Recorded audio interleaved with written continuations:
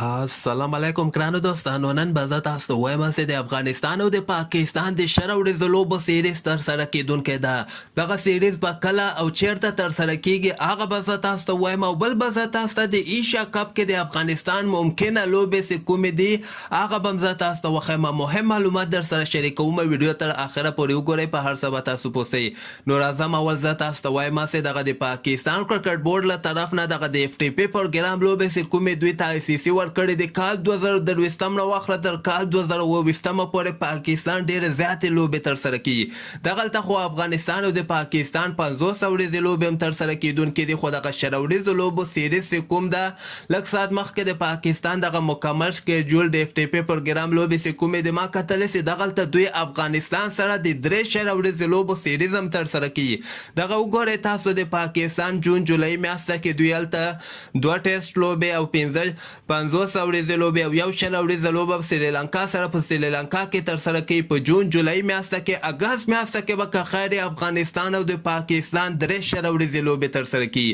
د دغه هوسټینګ به افغانستان کې نو ممکنه دغه سیریز په دوبۍ کې ترسره شي. 3 شل ورځې لوبې به که خیر افغانستان او پاکستان یعنی کال 2023 کې ترسره کوي. دغه نه مخکې افغانستان او د پاکستان 500 ورځې لوبې د اف ټي پي پروګرام لوبې هم که خیر مارچ اپریل میاشته کې به ترسره شي. هغه نه وروسته یعنی 500 ورځې ورلډ کپ کوم چې په هندوستان کې ترسره کیږي هغه په اکتوبر او نومبر میاشته کې ده.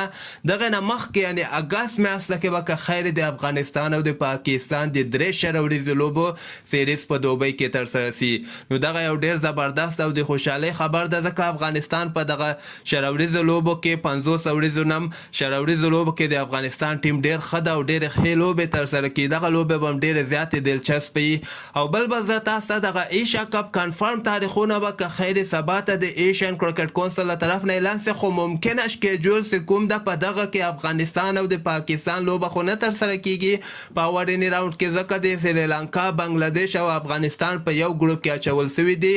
27 اګست باندې به سریلانکا بنګلادیش سره لوبیږي، 28 اګست باندې به هندوستان پاکستان سره لوبیږي، 29 اګست باندې به بنګلادیش افغانستان سره لوبیږي، 30 اګست باندې به پاکستان کوالیفایر نه کوم ټیم راوځي هغوی سره به لوبیږي، او 30 اګست باندې به که خیر سریلانکا افغانستان سره لوبیږي، او اول سپټمبر باندې به هندوستان هغه کوالیفایر ټیم سره لوبه ترسره کوي. که چیرته افغانستان دغه دواړه لوبې وګټلې نو لاندې ګروپ ته به راوغورځېږي چې دغلته به افغانستان پاکستان غوندې مضبوطه ټیمونو کې په ایشیا کپ کې لوبه ترسره کوي. نو دا ممکنه شکیجول د سبا ته به که خیر د ایشین کرکټ کونسل له طرف نه کنفرم شکیجول اعلان شي چې زه به تاسو سره که خیر شریک کړم. نو سبانۍ ویډیو بیا تاسو در سره حتما وګورئ، او همدغسې تازه خبرو لپاره تاسو دغه چینل هم در سره سبسکرایب کولی شئ.